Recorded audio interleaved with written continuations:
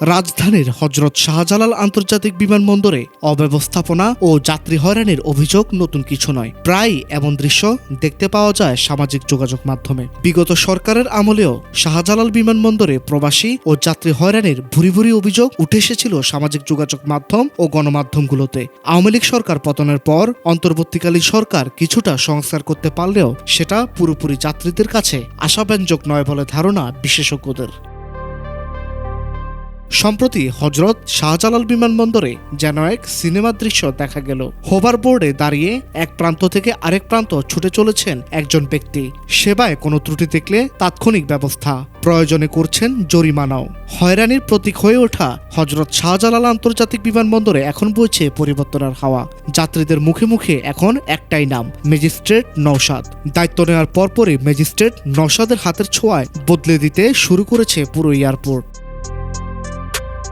কাগজে কলমে সীমাবদ্ধ না থেকে দায়িত্ব নেওয়ার পরপরই তাৎক্ষণিক মাঠে নেমেছেন তিনি। সরাসরি নজরদারি, তাৎক্ষণিক অভিযান আর জিরো টলারেন্স নীতিতে তরুণ এই সিভিল সার্ভেন্ট ইঙ্গিত দিয়েছেন নতুন এক বাস্তবতার। প্রতিনিয়ত হয়রানির শিকার হওয়া প্রবাসীরা আজ অনেকটাই স্বস্তিতে এয়ারপোর্টে সেবা নিতে পারছেন। দীর্ঘদিন যাবৎ যাত্রী হয়রানি, লাগেজ কাটা, চুরি, দালাল চক্র আর অতিরিক্ত অর্থ আদায়ের অভিযোগে আলোচিত ছিল দেশের প্রধান এই আন্তর্জাতিক বিমানবন্দর। বিশেষ করে প্রবাসীরা দেশে ফিরে সবচেয়ে বেশি ভোগান্তিতে পড়তেন।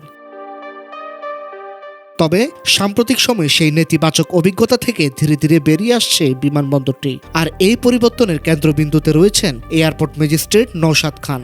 দায়িত্ব গ্রহণের পর থেকে সরাসরি মাঠে নেমেছেন তিনি। ছোট্ট হোভারবোট চড়ে বিমানবন্দরে বিভিন্ন গুরুত্বপূর্ণ এলাকায় দিচ্ছেন নিয়মিত টহল।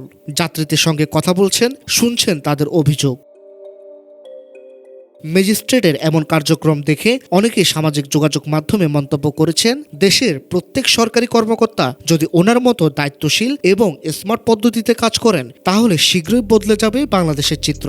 আবার অন্যদিকে অনেকে বলছেন উনি এখানে কয়দিন টিকে থাকতে পারে সেটাই এখন দেখার বিষয়। না জানি তাকে আবার কখন বদলি করে দেওয়া হয়, কারণ এটা তো আমাদের Bangladesh. News desk, Dhaka digit.